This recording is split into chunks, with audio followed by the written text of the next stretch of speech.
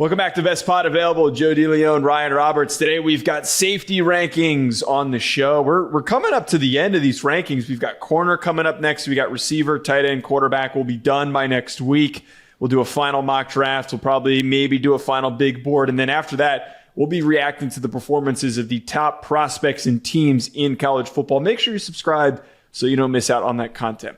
All right, let's dig into the rankings that we have here for our top 10 safeties. You and I have a little bit of a battle that we created here between Jelani McDonald and Brauntae Johnson of Notre Dame, McDonald of Texas. Why don't we start with Jelani McDonald? Apparently he's been wreaking so much havoc during Texas fall camp, and he is making a huge leap forward as a leader. That's some of the reporting that's been on with Jelani McDonald. I just love safeties like this that are 6'2". They've got tremendous range and explosiveness. I love his range. I love his reactiveness. I think that he's pretty just generally impactful against the run. There's a lot to buy into here with Jelani McDonald, one of the few safeties that I gave a first-round grade to. Well, that maybe that doesn't come to fruition, but I'd willingly take him at the end of the first round and see him turn into a Pro Bowler. Well, he has some high grades around the NFL right now because he is a bigger safety first and foremost. He's 6'2", he's 200-plus pounds. And I think the first and foremost, Joe, like the first thing when you see Jelani McDonald is, for as big as he is, you have preconceived notions of what a 6'2", 200-pound safety is going to look like moving. That kid can fly, dude. Like, he moves incredibly well. He's got smooth hips out of his pedal. He can turn and run. Like, he is a really good athlete overall. But I agree with you. For him being a first-year starter last season, he has some really good eye discipline, man. Like, I don't think he has too many false steps, and he is a tremendous open field tackler. Like, tremendous. He does not miss tackles in space too often. So there's, like, some things in terms of impact from depth that I want to continue to see, just how big of a playmaker he could be on the back end, working from kind of the post and do some of those things. But overall, he just doesn't have a huge weakness. So yeah, I'm a huge fan of Jelani McDonald. He's going to be a top 32 player in this class for me without question. And I would be okay with taking him in the first round as well. Yeah, we didn't start the show with, I derailed myself. We didn't start the show with the normal conversation of the outlook on the class. I was texting you. Yeah. I have a lot of high grades on guys in this class. It feels kind of weird, the amount of day two or better grades that I have at safety, but it's how this came to fruition. Brauntae Johnson from Notre Dame, why do you have him at number one ahead of McDonald? I really loved him. Yeah. I thought that there was more well-roundedness and versatility from what I can get with McDonald. I see Johnson also as a first-round prospect. I see him as somebody I would take at the end of the first round and let him fly all over the field and flourish from depth. Very fluid mover. I love this hip flexibility. That's like a big key thing for me with safeties is like how quickly can you open up and transition. Acceleration, closing speed is off the charts. His pursuit angles are fantastic. He's also a pretty reliable tackler. Maybe I'm getting a little bit more excited about the extra little bit of size and then the translatable impact where I think that McDonald can play in the box and he can play multiple roles for a defense. I mean, that's fair. And if that's your differentiator, it's totally fine. You know, like we've been doing this show obviously now in different iterations for a long time. You know, for the safety position, I always prioritize ability to make plays from depth. Like if you can play from a single high alignment, you can make plays on the back end in terms of ball skills, range, like that type of stuff.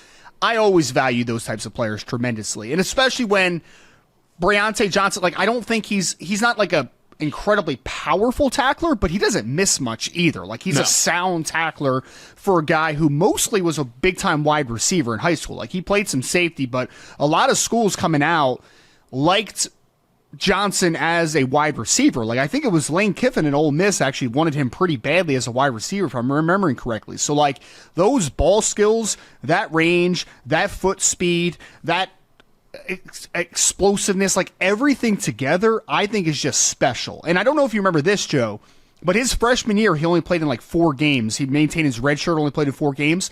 You know, he played those games as a boundary corner that year, right? So like he's played outside corner, in a pinch to a degree because he's athletic enough, but he's obviously a free safety type. Like, he is a guy that just the range, the ball skills, I am just buying in, especially for a guy who can get better. Like, he's far from a finished product. So I'm betting to the upside here. I'm betting to the ceiling, but I just think that athleticism and play from depth is just so rare to have. KJ Bolden, we both have at number 3. Interestingly, it's funny how this works when you have a Georgia safety. It's just expected that they're probably going to be pretty good. I kind of found myself trying to find like the real true thing to be super, super excited about with him. It's just well-rounded. It's your typical Kirby Smart defensive back that you know that there is steadiness to be provided.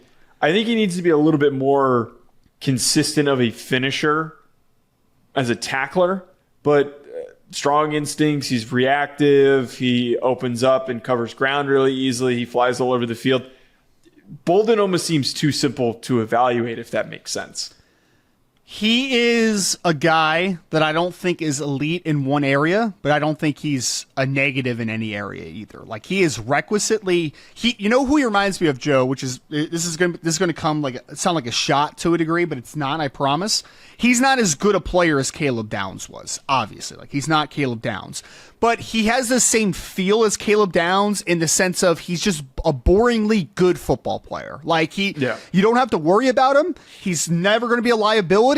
But is he ever going to be like an impactful player in terms of being a perennial Pro Bowler, like that type of player? Maybe not, but he's going to be a starting safety in the NFL. So KJ Bolden, I would suggest for people out there that do love to watch the game and do really love to do the film study stuff, don't do it late at night when you're really tired because it might put you to sleep. And I don't mean that as a negative. Like, he is a boringly good football player. And that's totally fine to be a boringly good football player. Yeah, I make the mistake a lot where there's like a couple guys you'll watch and like there's nothing that pops. I watch a lot of my tape at like 10:30 at night. So I'm just sitting there, I'm like, man, there's nothing happening. There's not really a whole lot that's happening. Not a bad thing for KJ Bolden. Consistency and steadiness is integral for being a really good safety prospect. Is just you can trust that guy on the back end when things break down. He's going to make a play in either helping somebody in coverage or helping against the run, whatever it might be. You really like Jelani McDonald. He's not the only notable Ohio State safety because Earl Little is on the NFL radar as well, who transferred in from Florida State. But you seem to really like McDonald. You have him at 4. I've got him at 5. I had a 3rd-round grade on him. I liked his closing speed. Thought he flew upfield really well. Takes really good. Another guy who takes good pursuit angles. Displayed pretty good physicality. Nose for the football. The only thing that gave me a little bit of pause was not a super long athlete and thought his play strength was a bit average, which prevented him from being able to drive through ball carriers, but not really major concerns for him. Yeah, he's another free safety type. Like, I want him playing on the roof a ton. I think he's got good range. I think he's got good ball skills. I think he's got good anticipation playing from depth. I agree with you. I don't think that the play strength is great, which is why I never want him to be a true box player. Like, I mean, he can rotate down and do some stuff, but like, I don't want him to be in alignment. And like, in a heavy cover 3 system, I don't want him being like that mid zone safety or that guy that's going to drop down to play short zone a lot. Like, that's just not going to be his game. But I really do think, because Ohio State has a really interesting safety trio this year, because you mentioned Earl Little. They also have Terry Moore, who I loved at Duke a couple years ago, but obviously he was out last year with injury.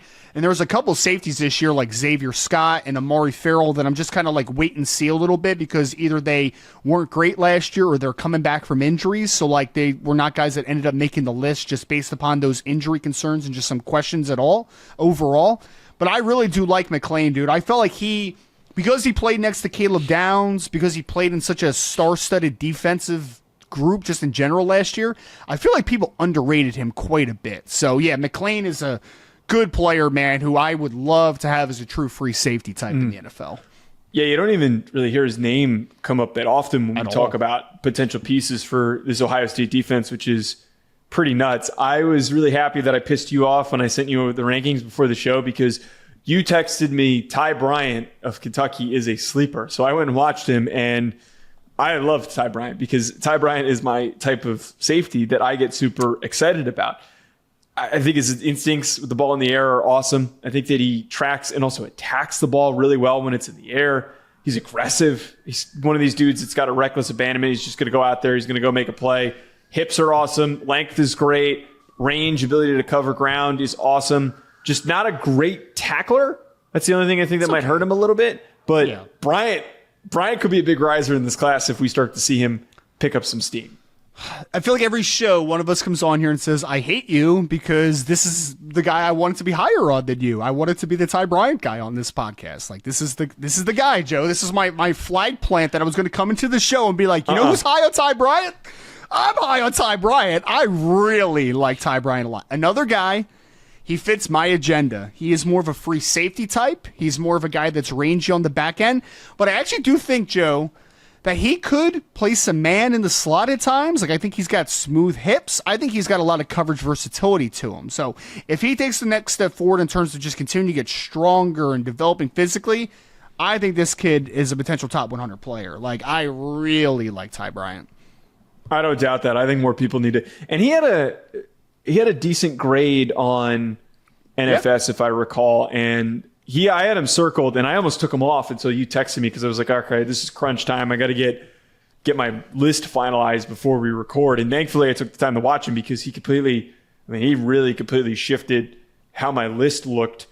I got to be honest, I was a little disappointed with Coy Parrish. Yeah. I am at 6. You have him at 5. I kind of thought that Minnesota did a disservice to him by letting him be the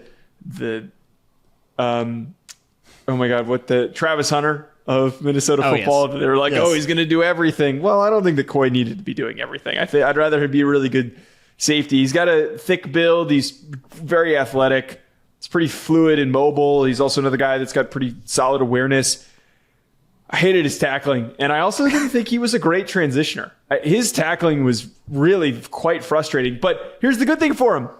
Dylan Dynaman's tackling was dog-ass in his second year at Purdue, and he transferred to Oregon, and then he became a first-round pick. So Coy's probably going to do the same thing. He's probably going to show up. He's going to become a better tackler. He's going to be a big reason why that they have a really good year this year. He's going to go to the combine. He's going to test well, and we will be talking about, is Coy Parrish the biggest riser in the 2026 NFL draft? We're going to be doing that. Parrish is such a weird player, to your points, because he was a top 50 recruit, top 75 recruits that ended up going to Minnesota because he's a Minnesota kid, and he was dynamic as a freshman, fantastic ball skills, ball production, everything. Last year, Joe, it is very Dylan Thieneman-esque, where it's like Thieneman freshman year at Purdue was awesome. Thieneman sophomore year at Purdue was like, all right, what the hell happened to this guy? It felt like the same thing with Parrish, and that's why I'm still holding stock on him for now, because I do think that he's a very versatile athlete. I think he moves really well. I think he's got really good ball skills, but he just, for whatever reason, last year forgot how to tackle. I don't know what it was. His missed tackle rate was alarming last season, man. He just missed so much in the open field. And when you don't have the ball production that he had as a true freshman, you can't be both guys at the same time. Either you need to take the football away a ton and create game-changing plays, create turnovers, or you need to be a great tackler, and he was neither last year. So this is me going in the middle right now and saying freshman year was really good, sophomore year was not. Let's meet in the middle and hope that the stock kind of rises back, because you're right, he's going into obviously a better situation now at Oregon. So the only other guy that you and I have at a identical spot, we have some different random names that we don't have on each other's lists. Peyton Bowen, last guy to kind of hit on before we share some thoughts on some other players on our individual lists. Bowen, I feel like I keep describing the same guy over and over again, where he flies upfield, he's got good hip fluidity, he's probably got pretty good mobility. I thought that when the ball's in the air, he displayed pretty good physicality, but he's not a good tackler. He just does not sink, wrap up, finish. It is a lot of missed tackles for Peyton Bowen that makes it really hard for me to fully buy into Peyton Bowen. I liked him initially, but then when I was going back and I was resetting my list a little bit, I rethought about it. there were more guys on my list that were more better and consistent tacklers that I decided to put ahead of him. Plus, I have this grouping of Ratcliffe, Benefield, and Bowen that are all not very good tacklers and not very consistent. And I decided to reframe it to get to some of these guys on this that I watched that I was going to bring up later just to touch on them. Like, I like Benefield because Benefield just is going to kill someone. He just looks like he's just always trying to kill someone. Except he has like he's got like a 20% missed tackle rate too, though. Yeah, I love that, Benefield. man. I absolutely love that. I love that Ty Benefield has an absolutely chaotic, inconsistent play, but he is just always trying to hit everything and anything that's in his vicinity. And then Ratcliffe's kind of the same thing. He's not as physical. But the thing with Ratcliffe, he's long. I love the size.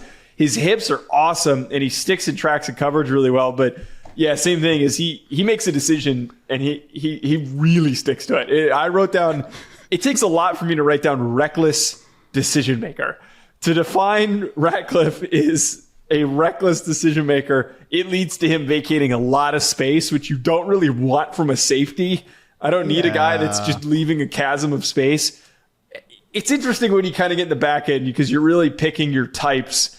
And I clearly define mine, which are I like guys with good hips that are going balls to the wall 24/7. I'm trusting their coaching to help them. That's the takeaway. Well, I don't know if reckless decision maker is a great thing at a quarterback or a defensive back. I don't think that those are two positions that are probably the best to be reckless decision makers. I also like that you just pulled a Ryan Roberts because you always yell at me because I'll do the thing where I'll be like, well, I also wanted to mention these three other guys real quick and throw them in there. No. The thing that you do is that I tell you, hey, we're going to go into the show and we're going to talk about three guys, and then you have 7 prepared. All I did was I brought up those guys and compared them. There's a difference. Okay. Okay. Whatever you want to tell yourself, buddy. If I want to go back to Peyton Bowen for a second, Joe, Peyton Bowen might be the number one guy on this list where I'm like, he's an awesome athlete. He's going to run fast. He's going to test exceptionally well. And you see the experience he has playing nickel. You see the experience he has playing from depth. On paper, Peyton Bowen is exciting as hell. But then when I got done watching Peyton Bowen, I'm just like, I don't think I loved him that much. Like, I wanted more, you know? Like, he's the number one guy on this list where I'm like, there's more there, but I haven't been given more yet, so I can't fully buy in. Like, that's how Peyton Bowen feels to me. So, like, I am just very hit or miss on Peyton Bowen. You know what's funny about my list compared to your list? So I already talked about it. Like, I valued the guys that create big plays from depth early on in this list, but my back end, talking about like Ashlyn Barker from Florida State and Devon Patterson from Wake Forest and even a Don Schuler from Notre Dame, my guys that are more of like those baseline top 10 guys, not those high-end top 10 guys, are all monster hitters, like tacklers, guys that are going to do the consistent dirty work. So you went for the... What was the safety of USC to Houston Texans that we always talk about? I was just thinking the same exact. Kalen Bullock. You went for the Kalen Bullock archetype, like 10 through 5. I went more for the guys that I know can play and are sustainably solid floors, but maybe not the ceilings are as high. Because at the end of the day, Kalen Bullock has kind of paved a path for if you have the range and the speed and the hips, the right coach is going to get that out of you. That's the thing. That's part of what I've learned in evaluating is as long as you show the ability to make plays and the ability to fly and cover ground, that's what I'm going to buy into. How come you didn't like Bray Hubbard? I didn't dislike Bray Hubbard. Bray Hubbard finished 11th on my list, so I didn't dislike him. He's in that same category I just mentioned, though. Bray Hubbard is super physical. He will hit anything and everything in front of him. Doesn't have great range. He's kind of a segmented mover, so he's not going to be a great coverage player. Yeah, he's clunky. Like, he's not going to be a great mover. He's segmented. Like, everything's just a little bit slow to process on the back end because I just think he's got kind of a short stride, and I just don't think he has great range. But he is going to play in the NFL for a long time because he is going to hit everything that moves. So at worst, he's going to be a really good special teamer. Like, there's no doubt about it. But it became the conversation of, do I like Ashlyn Barker versus Bray Hubbard more? Do I like Devon Patterson versus Bray Hubbard? Do I like Bray Hubbard versus Don Schuler? They're all similar-ish football players in terms of the style they play, the role they're going to play. I just valued a couple guys athletically a little bit more than Bray.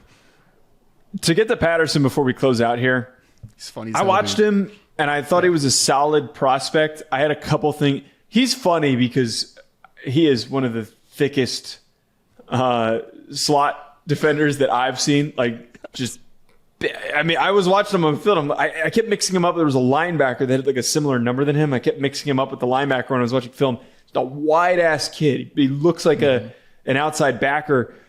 He tackles well, good play strength, is physical, like all the things that you want in a slot defender. I didn't love his hips, and there were too many times on tape where he'd get in a man situation or just a one-on-one situation where he had to stick with somebody, and they're just running by him, man. Like I'm watching him, I'm going like, oh god, I can't get overly invested in this. I had day 3 grade on him. I liked him, but that gave me a little bit of apprehension because I can't buy into a slot defender who's just getting passed. That's fair. I mean, he's a 4-2-5 rover, so like he's playing kind of that overhang position, which I hate. But the reason I liked him was that I actually thought that he was really explosive in tight areas. So like there was a couple like pass breakups he had on film where like he had to cover a good bit of ground in like tight windows, which I thought was super interesting. I think him and I don't know if you watched Jay Green that plays at Stanford. He was like number 12 or 13 on my list, I believe, if I have it correct. He's like a similar brand of player. Like plays a lot of like the overhang position. He's a little bit, you have to project a little bit. Can I say one thing about Ashland Barker real quick, Joe? Ashland Barker. He is 6'3", 217 pounds, playing like true safety. And it is the most fun thing in the world because what I said about like Bray Hubbard and a couple of these guys, Ashland Barker wants to take everybody's head off, and I appreciate him for it, but I think he's explosive, man. Like, he moves pretty well for a bigger safety, so that's like my pet cat, I think, this year, where I'm like, I'm just going to be an Ashland Barker guy, and I'm going to go until it burns me. I don't care. That's my guy. That's a new saying. I wasn't expecting to hear pet cat. That's a new one. I mean, that's a thing. Right. That's a thing. It's a thing. It's a phrase. It is a phrase. We'll be back on Wednesday with corners. Make sure to stay tuned so you don't miss out. We'll talk to you later.